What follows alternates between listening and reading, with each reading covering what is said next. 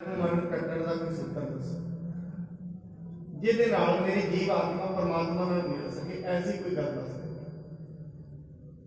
महाराज कहते ने तेरे कोल माया बड़ी है, माया दे विच पिया होया मनुख ते इस चीज बारे सोचदा ही कहते नहीं महाराज मैं वेख लिया सब कुछ, मैनू ते ये चाहिए भी मैं जो इन्हां चीज़ों तो मुक्त हो सकां। रोज डर रहिंदा है, चिंता रहिंदी है, बड़ा कुछ कमाया, शांति ते आते मिली नहीं। रोज रोज इसे आस में होंगे सी, अज कुछ मिल जाएगा फिर शांति आ जाएगी, हुण कुछ मिल जाएगा फिर आ जाएगी, शांति नहीं कदे। महाराज साहब जी कोई ऐसी गल दसो। गुरु साहब कहते वचन मनण की तो गल यह है, जे तू इधर सिक्खी वाले बने आएगा तेरा सारा धन ही नाश हो जाएगा। देख ला जे तेन चाहिए दे देने नहीं महाराज हुंदा है ते नाश हो जाएगा। ठीक है तुसीं मैनूं अपना वचन दिओ। गुरु साहब सच्चे पातशाह कहते चलो बंदगी करा करता कि रब का नाम लिया, अपने घर गया बंदगी शुरू कर दी। हौली हौली सारा धन ही नाश हो गया। और जो हौली हौली धन नाश होया लोग फिर उलामे मारते हैं, कहते वड्डा संत बनन दे गया सब कुछ गवा के पै गए। कहते वड्डा संत बनन चलिया सी रह गया कुछ ये पते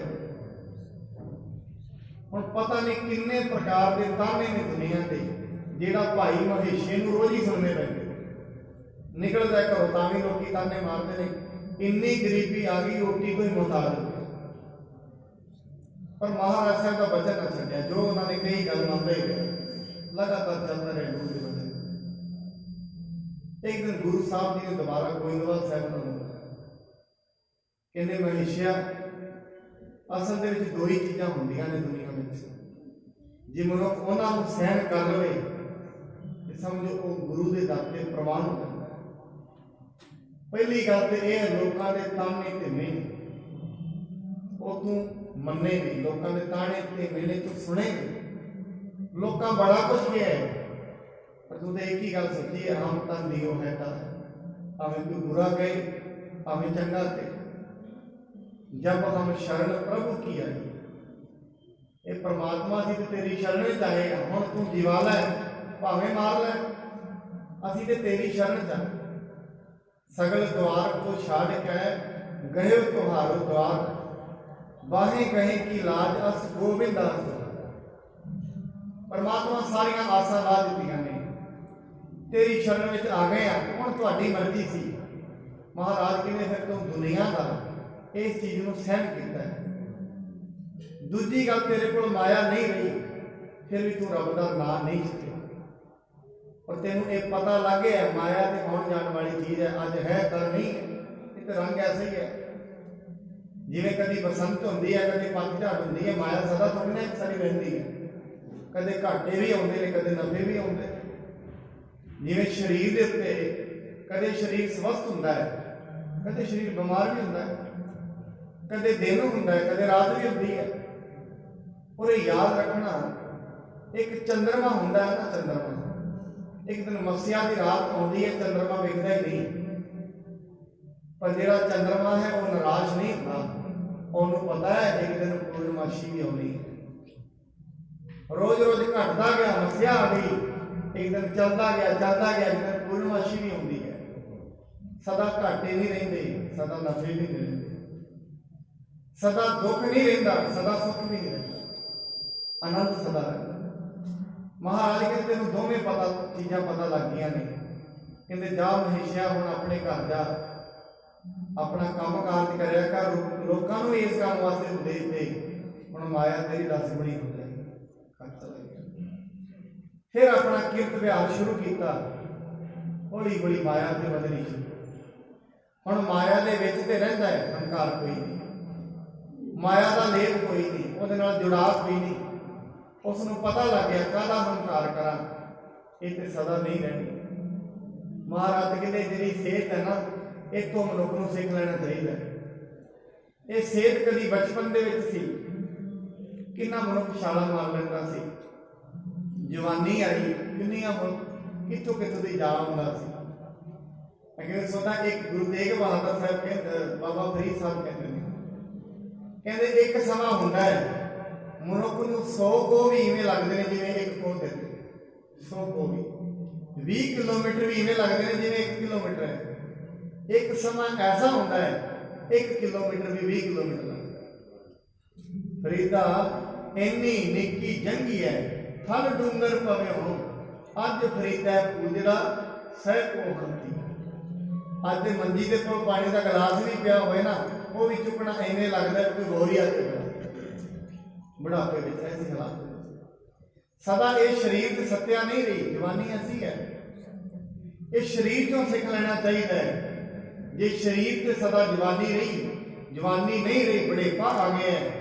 ਦੁਨੀਆ ਵੀ ਐਸੀ ਹੈ, ਦੁਨੀਆ ਦੇ ਉੱਤੇ ਸਦਾ ਧਨ ਨਹੀਂ ਰਹੇ, ਸਦਾ ਸੁੱਖ ਨਹੀਂ ਰਹੇ, ਦੁੱਖ ਵੀ ਜ਼ਰੂਰ ਹੁੰਦੇ। ਸਦਾ ਸਿਹਤ ਠੀਕ ਨਹੀਂ ਰਹੀ, ਰੋਗ ਵੀ ਜ਼ਰੂਰ ਆਉਂਦੇ ਨੇ। ਤੇ ਬਾਣੀ ਕਹਿੰਦੀ ਹੈ ਦੁੱਖ ਸੁੱਖ ਦੋਏ ਦਰ ਕੱਪੜੇ ਪਹਿਰੇ ਗਏ। ਦੁੱਖ ਸੇ ਸੁੱਖ ਦੇ ਦੋ ਕੱਪੜੇ ਨੇ, ਇਹ ਮਨੁੱਖ ਵਾਰ-ਵਾਰ ਪਾਉਂਦਾ ਰਹਿੰਦਾ ਹੈ। क्रोध विखाग छोड़ सुख पावो, पिता करे तुम और हर खावो। इस तरह की बाबा प्रीतिया क्रोध छड़ दो, क्रोध छड़ के गुरु जी के चरणी लगो। जिवें वो कहते ने उवें ही तुहानू करना चाहिए है। दीन दुनी के मालक है, तिन सन्मुख को उत्तर कह। कहते हम ते दीन दुनी के मालक ने गुरु रामदास जी। बाबा बुड्ढा साहब कहते मैं उन्होंने सामने की उत्तर मंगांगा, मैं उन्होंने प्रश्न कर ही नहीं सकता।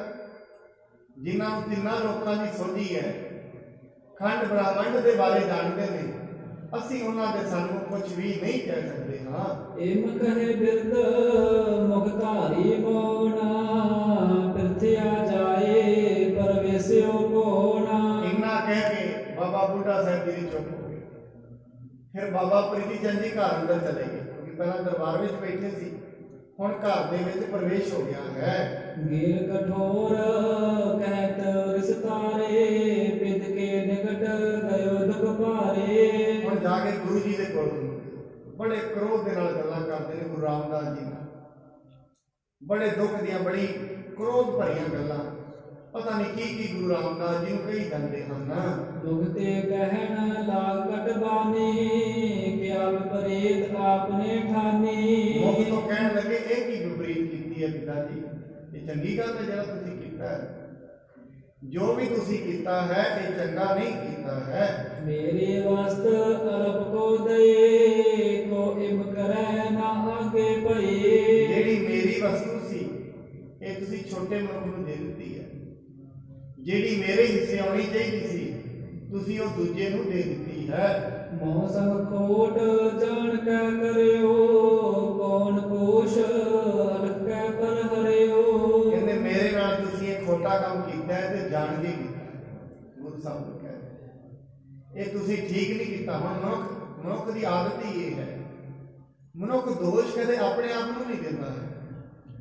हरेक गल ते दोष या ते अपने सगे संबंधियां नूं देगा या फिर परमात्मा नूं देगा, होर ते किसी नूं दोष दिंदा ही नहीं।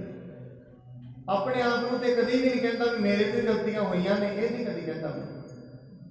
और बाणी ये कहती है तू दोष दे ही अपने आप को, क्योंकि कर्मां दा सारा तेरा ही कीता है।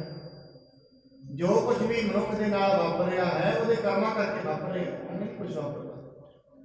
बाणी कहती दद्दा दोष ना देऊं किसे, दोष कर्मा अपने, जो मैं किया सो मैं पाया। दोष ना दीजे आवे जाना, होर किसी को दोष देने की लोड़ नहीं। जो बीज बीजे ने हरे के होने होंगे। इसका मतलब ये नहीं अज पाप कर्म कर रहे हैं, इसका मतलब ये नहीं कि अज सजा नहीं मिली तो कभी भी नहीं मिलनी, ऐसा नहीं है। एक दिन सामने खड़े हो जाएगी यही कर्म जिहड़े ने, जिवें दरख्त अज बीजीए अज थोड़ी ना फल होता है। सामने 2 साल बाद सामने दरख्त खलो जाएगा, फिर देखेगा मेरे नाल की हो गया, मैं तो कभी ऐसा सोचा ही नहीं। इस करके गुरु साहब जी को बड़ा दोष दे रहे हैं बाबा प्रीति चंद जी, कहते ये तुसीं मेरे नाल गलत कीता है ते जान के कीता है। जिस प्रकार तुम मुझ सो ठानी, इसको फल देखो अगवानी। गुरु साहब जी को चैलेंज करता है, कहते ये जो तुसीं मेरे नाल कीता है ना, इसदा फल तुहानूं अगे जाके मिलेगा, तुहानूं पता लगेगा मैं तुहाडे नाल की करांगा। धरम बिरंद अब मोहे समीप बिलहो भले जो है महीप। ਐਵੇਂ ਮਨੁੱਖ ਕਰਦਾ ਹੁੰਦਾ ਹੈ, ਕਹਿੰਦਾ ਮੇਰੇ ਕੋਲ ਪੈਸਾ ਬੜਾ ਹੈ, ਮੈਂ ਜਾ ਕੇ ਹੁਣ ਰਾਜੇ ਨੂੰ ਮਿਲਾਂ, ਉਹਨੂੰ ਰਿਸ਼ਵਤ ਦੇਵਾਂਗਾ, ਤੁਹਾਡੇ ਤੇ ਚੜਾਈ ਕਰਾਵਾਂਗਾ, ਆਗੇ ਰਾਜਾ ਤੁਹਾਨੂੰ ਫੜੇਗਾ। ਹੁਣ ਇੰਨੀ ਬੁੱਧੀ ਥੱਲੇ ਆ ਗਿਆ, ਪੈਸੇ ਨੇ ਇੰਨੀ ਮੱਤ ਮਾਰ ਦਿੱਤੀ, ਗੁਰੂ ਸਾਹਿਬ ਮਹਾਰਾਜ ਜੀ ਨੂੰ ਚੈਲੰਜ ਕਰਨ ਲੱਗ ਪਿਆ ਹੈ। दे कर धन को तिस अपनावो पेद सुध तुमको कष्ट दिखावो। ਮਹਾਰਾਜ ਨੂੰ ਕਹਿੰਦਾ ਹੈ, ਵੇਖੋ ਹੁਣ ਕਸ਼ਟ ਕਿਵੇਂ ਮਿਲਦੇ ਨੇ ਤੁਹਾਨੂੰ, ਉਹਨੂੰ ਪੈਸੇ ਦੇਵਾਂਗਾ ਰਾਜੇ ਨੂੰ, ਤੁਹਾਨੂੰ ਵੀ ਫੜ ਲਏਗਾ ਤੇ ਗੁਰੂ ਅਰਜਨ ਸਾਹਿਬ ਜੀ ਨੂੰ ਫੜ ਲਏਗਾ। ਔਰ ਇਹ ਕੰਮ ਨਾ ਕੀਤੇ ਕਿ ਚੱਲ ਕੇ ਇਤਿਹਾਸ ਚਾਹੇਗਾ। ਕਹਿੰਦੇ ਮੈਂ ਜਾ ਕੇ ਹੁਣ ਰਾਜੇ ਨੂੰ ਮਿਲਾਂਗਾ, ਉਹ ਤੁਹਾਨੂੰ ਕਸ਼ਟ ਦੇਣਗੇ ਤੇ ਤੁਹਾਨੂੰ ਦੱਸਣਗੇ, ਕਹਿੰਦੇ ਕਿਉਂਕਿ ਮੇਰੇ ਕੋਲ ਪੈਸਾ ਬੜਾ ਹੈ, ਇਹ ਪੈਸੇ ਦੇ ਜ਼ੋਰ ਦੇ ਨਾਲ ਮੈਂ ਤੁਹਾਨੂੰ ਕਸ਼ਟ ਦਵਾਵਾਂਗਾ। जब तुमरो बस चले न कोए बिना करे गुरता मुझ होए। ਫਿਰ ਜਦੋਂ ਤੁਹਾਡਾ ਕੋਈ ਵਸ ਨਹੀਂ ਨਾ ਚੱਲੇਗਾ, ਭਾਵ ਤੁਹਾਨੂੰ ਦੁੱਖ ਮਿਲੇਗਾ, ਫਿਰ ਆਪਣੇ ਆਪ ਹੀ ਕਹਿ ਦਾਂਗੇ ਗੁਰੂ ਤੱਕ ਦੀ ਨੂੰ ਦੇ ਦਿਓ। ਕਿਹੜੀ ਚਾਲ ਬਣਾਉਂਦੇ ਸਮਝ ਨਹੀਂ ਰਿਹਾ ਵੀ ਮੈਂ ਅਸਲ ਦੇ ਵਿੱਚ ਕਿਹਨਾਂ ਦੇ ਨਾਲ ਮੈਂ ਐਸੇ ਬਚਨ ਬੋਲ ਰਿਹਾ ਹਾਂ, ਜਿਹੜਾ ਇਹ ਵਰਤਾਰਾ ਮੈਂ ਕਰ ਰਿਹਾ ਕਿਹਨਾਂ ਦੇ ਨਾਲ ਕਰ ਰਿਹਾ। ਇਸ ਚੀਜ਼ ਨੂੰ ਬਾਬਾ ਫਰੀਦ ਜੀ ਸਮਝ ਨਹੀਂ ਰਹੇ ਹਨ। इत्यादिक झगड़ा बहुत ठान्यो तिस पर श्री गुरु शब्द बखान्यो। ਐਵੇਂ ਕਰਕੇ ਬੜਾ ਸਾਰਾ ਝਗੜਾ ਕੀਤਾ, ਫਿਰ ਗੁਰੂ ਸਾਹਿਬ ਜੀ ਨੇ ਇੱਕ ਸ਼ਬਦ ਕਿਹਾ ਹੈ ਜੋ ਗੁਰਬਾਣੀ ਦੇ ਵਿੱਚ ਵੀ ਅੰਕਿਤ ਹੈ। सारग महला चौथा घर तीजा दुपदा एक ओंकार सतगुर प्रसाद। काहे पूत झगड़त हो सब बाप। ਗੁਰੂ ਸਾਹਿਬ ਕਹਿੰਦੇ ਹੈ ਪੁੱਤਰ, ਪਿਤਾ ਦੇ ਨਾਲ ਕਿਉਂ ਝਗੜਨਾ, ਪਿਤਾ ਦੇ ਨਾਲ ਝਗੜਨਾ ਠੀਕ ਨਹੀਂ ਹੈ। जिनके जने मदीरे तुम हो तिन स्यों झगड़त पाप। ਔਰ ਇਹ ਗੱਲ ਸਾਰਿਆਂ ਵਾਸਤੇ ਮਹਾਰਾਜ ਕਹਿੰਦੇ ਨੇ, ਕਹਿੰਦੇ ਜਿਹੜੇ ਪਿਤਾ ਨੇ ਤੈਨੂੰ ਵੱਡਾ ਕੀਤਾ ਹੈ ਉਹਦੇ ਨਾਲ ਝਗੜਨਾ ਪਾਪ ਹੈ। ਰੱਬ ਨੂੰ ਵੀ ਇਹ ਚੰਗਾ ਨਹੀਂ ਲੱਗਦਾ ਜਿਹੜੇ ਪਿਤਾ ਨੇ ਪਾਲਿਆ, ਕਿੰਨੇ ਕਸ਼ਟ ਸਹਿ ਕੇ ਰੋਟੀ ਖਵਾਈ, ਪਤਾ ਨਹੀਂ ਕਿੱਥੋਂ ਕਿੱਥੋਂ ਕਿੰਨੇ ਕਸ਼ਟ ਝੱਲੇ ਨੇ ਸਰੀਰ ਤੇ, ਮਾਂ ਨੇ ਝੱਲੇ ਨੇ, ਪਿਤਾ ਨੇ ਝੱਲੇ ਨੇ। ਜਿਉਂ ਹੀ ਪੁੱਤ ਅੱਜ ਖੜਾ ਹੋ ਕੇ ਕਹਿੰਦੇ ਪਿਤਾ ਨੂੰ ਕੀ ਪਤਾ ਹੈ, ਤੇ ਮਹਾਰਾਜ ਕਹਿੰਦੇ ਪਾਪ ਹੈ। ਐਸੇ ਮਨੁੱਖ ਨੂੰ ਅਕਿਰਤ ਘਣ ਮਨੁੱਖ ਹੋ ਗਿਆ, ਜਿਹੜੇ ਪਿਤਾ ਨੇ ਇੰਨਾ ਕੁਛ ਕੀਤਾ ਉਹਦੀ ਕੀਰਤੀ ਨਹੀਂ ਜਾਣਦਾ। ਜਿਹੜੇ ਪਿਤਾ ਨੇ ਪੜ੍ਹਾਇਆ ਪਾਲਿਆ ਇੰਨਾ ਕੁਛ ਕਰਦਾ ਉਹਨੂੰ ਜਾਣਦਾ ਨਹੀਂ ਹੈ। ਔਰ ਸਾਥ ਸੰਗਤ ਅੱਜ ਕੱਲ੍ਹ ਇੱਕ ਐਸਾ ਟ੍ਰੈਂਡ ਹੈ, ਮਨੁੱਖ ਆਪਣੇ ਮਾਂ-ਬਾਪ ਨੂੰ ਬਿਰਧ ਆਸ਼ਰਮਾਂ 'ਚ ਛੱਡਦਾ। ਬਿਰਧ ਆਸ਼ਰਮਾਂ ਦੇ ਵਿੱਚ ਪੱਕੇ ਅਸਲ ਦੇ ਵਿੱਚ ਬਿਰਧ ਆਸ਼ਰਮਾਂ 'ਚ ਰਹਿੰਦੇ ਨੇ। ਉਹ ਮੈਨੂੰ ਯਾਦ ਆਉਂਦੀ ਹੈ ਗੱਲ, ਕਹਿੰਦੇ ਇੱਕ ਵਾਰ ਇੱਕ ਬੱਚਾ ਆਪਣੀ ਮਾਂ ਨੂੰ ਬਿਰਧ ਆਸ਼ਰਮ 'ਚ ਛੱਡ, ਰੋਜ਼ ਕਦੀ ਸਾਲ ਬਾਅਦ ਮਿਲਣ ਚਲੇ ਜਾਣਾ, 10-15 ਸਾਲ ਉਹਦੀ ਮਾਂ ਨੇ ਬਿਰਧ ਆਸ਼ਰਮ 'ਚ ਛੱਡਿਆ। ਜਦੋਂ ਜਾਣ ਲੱਗੀ ਆਪਣੇ ਪੁੱਤਰ ਨੂੰ ਸੱਦਿਆ, ਕਹਿੰਦੇ ਬੇਟਾ ਮੈਂ ਤੈਨੂੰ ਇੱਕ ਗੱਲ ਕਹਿਣਾ ਚਾਹੁੰਦੀ, ਐਵੇਂ ਕਰ ਆ ਬਿਰਧ ਆਸ਼ਰਮ ਦੇ ਵਿੱਚ ਨਾ ਪੱਖੇ ਲਵਾ, ਗਰਮੀ ਬੜੀ। ਕਹਿੰਦੀ ਮਾਂ 15 ਸਾਲ ਹੋ ਗਏ ਕਦੇ ਪਹਿਲਾਂ ਨਹੀਂ ਕਿਹਾ ਪੱਖੇ ਲਵਾ ਦੇ, ਹੁਣ ਕਿਉਂ ਲਵਾਉਣ ਲੱਗੀ। ਕਹਿੰਦੇ ਬੇਟਾ ਅਸਲ ਦੇ ਵਿੱਚ ਮੈਨੂੰ ਤੇਰੀ ਚਿੰਤਾ ਹੈ, ਤੂੰ ਸਾਨੂੰ ਘਰੋਂ ਕੱਢਿਆ, ਆਉਣਾ ਤੈਨੂੰ ਵੀ ਸਿੱਖਣਾ, ਤੇਰੇ ਬੱਚਿਆਂ ਹੀ ਸਿੱਖਣਾ। ਉਹ ਕਿੱਥੋਂ ਸਿੱਖਣਗੇ ਬੱਚਿਆਂ, ਮਾਂ-ਬਾਪ ਤੋਂ ਹੀ ਸਿੱਖਣਾ ਹੁੰਦਾ ਹੈ। ਬੇਟਾ ਅਸਲ 'ਚ ਯਾਦ ਰੱਖੀ ਪੱਖੇ ਪਹਿਲਾਂ ਹੀ ਲਵਾ ਲਾ, ਆਪਣਾ ਇੰਤਜ਼ਾਮ ਕਰ ਲੈ, ਆਉਣਾ ਤੈਨੂੰ ਵੀ ਬਿਰਧ ਆਸ਼ਰਮ। ਜਿਵੇਂ ਤੂੰ ਸਾਨੂੰ ਧੱਕੇ ਮਾਰੇ ਨੇ, ਰੱਬ ਦੀ ਨੀਤ ਤੋਂ ਦਾ ਰੱਬ ਨੇ ਧੱਕੇ ਤੈਨੂੰ ਵੀ ਦੇਣਾ, ਯਾਦ ਰੱਖੀ। ਇਸ ਕਰਕੇ ਮੈਂ ਤੇਰਾ ਹਜੇ ਵੀ ਭਲਾ ਚਾਹੁੰਦੀ ਹਾਂ, ਹਜੇ ਵੀ ਤੈਨੂੰ ਕਹਿੰਦੀ ਹਾਂ ਇਹਦੇ ਪੱਖੇ ਲਵਾ ਲੈ। ਇਹ ਗੱਲ ਮਹਾਰਾਜ ਕਹਿੰਦੇ ਨੇ, ਜਿਨ੍ਹਾਂ ਨੇ ਜਣ ਕੇ ਵੱਡਾ ਕੀਤਾ। ਬਾਬੇ ਪ੍ਰੀਤੀ ਚੰਦ ਨੂੰ ਮਹਾਰਾਜ ਸਮਝਾਉਂਦੇ ਨੇ, ਗੁਰਬਾਣੀ ਦੇ ਸ਼ਬਦ ਹੈ, ਕਹਿੰਦੇ ਬਾਬਾ ਪ੍ਰੀਤੀ ਚੰਦ ਉਹਨਾਂ ਨਾਲ ਝਗੜਨਾ ਪਾਪ ਹੈ। ਔਰ ਭਾਈ ਗੁਰਦਾਸ ਜੀ ਕਹਿੰਦੇ ਮਾਂ ਬਾਪ ਪਰ ਹਰਦਾਨ ਕਰੇ ਬੇਈਮਾਨ। ਮਾਂ ਬਾਪ ਨੂੰ ਛੱਡ ਕੇ ਜਿਹੜਾ ਦਾਨ ਵੀ ਕਰਦਾ ਨਾ, ਗੁਰਦੁਆਰੇ ਵੀ ਮੰਦਰ 'ਚ ਕਰਦਾ, ਮਸਜਿਦ ਕਰਦਾ, ਕਹਿੰਦੇ ਬੇਈਮਾਨ ਹੈ, ਬੇਈਮਾਨ ਹੈ, ਆਪਣਾ ਈਮਾਨ ਨਹੀਂ ਜਿਹਨੇ ਜਾਣਿਆ। ਜਿਹੜੇ ਮਾਂ ਬਾਪ ਨੇ ਵੱਡਾ ਕੀਤਾ, ਜਿਹੜਾ ਉਹਨਾਂ ਦੀ ਵੈਲਿਊ ਨਹੀਂ ਸਮਝ ਪਾਇਆ, ਰੱਬ ਦੀ ਕੀ ਵੈਲਿਊ ਸਮਝੇਗਾ, ਉਹਨੂੰ ਰੱਬ ਦਾ ਕੀ ਪਤਾ। ਪਹਿਲਾਂ ਤੇ ਮਾਂ-ਬਾਪ ਨੇ, ਰੱਬ ਉਸ ਤੋਂ ਬਾਅਦ ਹੈ। ਪਹਿਲਾਂ ਤੇ ਮਨੁੱਖ ਨੂੰ ਮਾਂ-ਬਾਪ ਨਹੀਂ ਪਤਾ ਲੱਗਦਾ ਹੈ। ਪਰਮਾਤਮਾ ਦੇ ਬਾਰੇ ਤੇ ਮਾਂ-ਬਾਪ ਦੱਸਦੇ ਨੇ, ਬੇਟਾ ਰੱਬ ਵੀ ਹੈ ਦੁਨੀਆ ਤੇ, ਮਾਂ ਦੱਸਦੀ ਹੈ ਪੁੱਤਰ। ਇਸ ਕਰਕੇ ਭਾਈ ਗੁਰਦਾਸ ਜੀ ਕਹਿੰਦੇ ਨੇ, ਮਾਂ-ਬਾਪ ਨੂੰ ਛੱਡ ਕੇ ਜੇ ਕੋਈ ਦਾਨ ਵੀ ਕਰਦਾ ਬੇਈਮਾਨ ਹੈ, ਉਹਦਾ ਦਾਨ ਵੀ ਕੀਤਾ ਫਲਦਾ ਨਹੀਂ ਹੈ। ਜਿਸ ਤਨ ਗਾ ਤੁਮ ਗਰਭ ਕਰਤ ਹੋ, ਸੋ ਤਨ ਕਿਸੈ ਨਾ ਆਪ। ਮਹਾਰਾਜ ਕਹਿੰਦੇ, ਬਾਬਾ ਪ੍ਰੀਤੀਆ ਬੇਟਾ, ਜਿਹੜੇ ਧਨ ਦਾ ਤੂੰ ਮਾਣ ਕਰਕੇ ਕਹਿੰਦਾ ਨਾ ਮੈਂ ਬੜਾ ਕੁਝ ਕਰਾ ਦਾਂਗਾ, ਬੇਟਾ ਇਹ ਧਨ ਕਿਸੇ ਦਾ ਆਪਣਾ ਨਹੀਂ ਹੈ, ਇਹ ਧਨ ਨਹੀਂ ਕਿਸੇ ਦਾ ਸੱਕਾ ਬਣਿਆ। ਜਿਹੜੀ ਚੀਜ਼ ਤਾਂ ਤੂੰ ਗਰਵ ਕਰ ਰਿਹਾ ਇਹ ਤੇਰੀ ਨਹੀਂ ਹੈ। ਇਹ ਤੇ ਦੁਨੀਆ ਤੇ ਜਿਹੜੀ ਜ਼ਮੀਨ ਦਾ ਤੂੰ ਮਾਣ ਕਰਦਾ ਹੈ ਇਹ ਤੇਰੀ ਨਹੀਂ, ਪਤਾ ਨਹੀਂ ਕਿੰਨੀ ਦੁਨੀਆ ਹੋ ਕੇ ਤੁਰ ਗਈ ਹੈ ਇੱਥੇ। ਲਗਾਤਾਰ ਜ਼ਮੀਨਾਂ ਕਿਸੇ ਦੀਆਂ ਬਣੀਆਂ ਨਹੀਂ ਕਿਤੇ। ਦੁਨੀਆ ਦੇ ਉੱਤੇ ਜਿੰਨੇ ਵੀ ਮਨੁੱਖ ਨੇ, ਮੈਂ ਬੜੀ ਵਾਰ ਕਹਿੰਦਾ ਸਾਰੇ ਮਨੁੱਖ ਰਖਵਾਲੇ ਨੇ, ਮਾਲਕ ਕੋਈ ਵੀ ਨਹੀਂ ਹੈ। ਦੁਨੀਆ ਦੀ ਸਾਰੀ ਸ੍ਰਿਸ਼ਟੀ ਦਾ ਮਾਲਕ ਪਰਮਾਤਮਾ ਹੈ। ਇਹ ਦੁਨੀਆ ਦੇ ਰਖਵਾਲੇ ਆਉਂਦੇ ਰਹਿੰਦੇ ਨੇ, ਜਾਂਦੇ ਰਹਿੰਦੇ ਨੇ। ਕਦੀ ਆਪ ਅਗਲਾ ਰਖਵਾਲਾ ਆ ਗਿਆ, ਕਦੀ ਦੂਜਾ ਆ ਗਿਆ। ਬਾਬਾ ਫਰੀਦ ਸਾਹਿਬ ਕਹਿੰਦੇ, ਜਿਸ ਆਸਣ ਹਮ ਬੈਠੇ ਕਿਤੇ ਬੈਠੇ।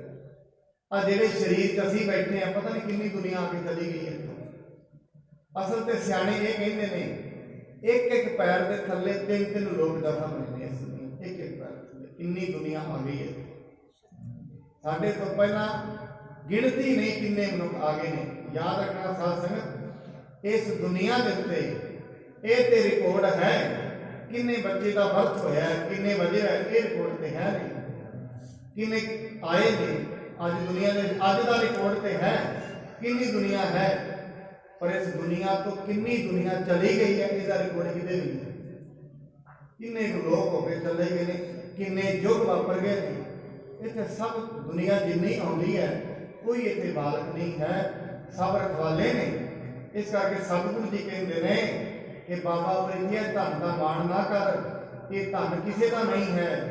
ਜੋ ਕੁਝ ਵੀ ਮਨੁੱਖ ਦੇ ਕੋਲ ਹੈ ਉਹ ਪਰਮਾਤਮਾ ਨੇ ਦਿੱਤਾ ਹੋਇਆ ਹੈ। ਇਨ ਮੈਂ ਛੋੜ ਜਾਏ ਵਿਖਿਆ ਰਸ, ਤੋ ਲਾਗੈ ਸੰਤਾਪ। ਇਹ ਤੇ ਇੱਕ ਮਿੰਟ ਦੇ ਵਿੱਚ ਪਰਾਇਆ ਹੋ ਜਾਂਦਾ ਹੈ। ਜੋ ਕੁਝ ਆਪਣਾ ਹੈ, ਪਾਣੀ ਦੀ ਕਹਿੰਦੇ ਖਿੰਨ ਮੈਂ ਪਿਆ ਪਰਾਇਆ। ਸੈਕਿੰਡ ਲੱਗਦੇ ਨੇ, ਉਦੋਂ ਤੋਂ ਹੀ ਮਨੁੱਖ ਦਾ ਸਭ ਕੁਝ ਆਪਣਾ ਹੈ ਜਦੋਂ ਤੇ ਅੰਦਰ ਸਵਾਸ ਚੱਲਦੇ ਨੇ। ਜਦੋਂ ਹੀ ਸਵਾਸ ਖਤਮ ਹੋਏ ਨਾਲੋਂ ਨਾਲ ਰਿਲੇਸ਼ਨ ਟੁੱਟ ਜਾਂਦਾ ਹੈ ਪਰਿਵਾਰ।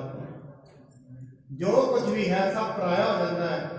ਇਸ ਕਰਕੇ ਮਹਾਰਾਜ ਕਹਿੰਦੇ ਨੇ, ਪਹਿਲਾਂ ਤੇ ਇਹਨਾਂ ਦੇ ਰਸਾਂ ਵਿੱਚ ਲੱਗ ਕੇ ਮਨੁੱਖ ਆਪਣੀ ਜ਼ਿੰਦਗੀ ਗਵਾ ਲੈਂਦਾ ਹੈ, ਪਰ ਕਹਿੰਦੇ ਇੱਕ ਗੱਲ ਯਾਦ ਰੱਖੀ, ਜਦੋਂ ਇਹ ਛੱਡ ਜਾਂਦੇ ਨੇ ਫਿਰ ਮਨੁੱਖ ਨੂੰ ਪਛਤਾਉਣਾ ਪੈਂਦਾ ਹੈ। ਜੋ ਤੁਮ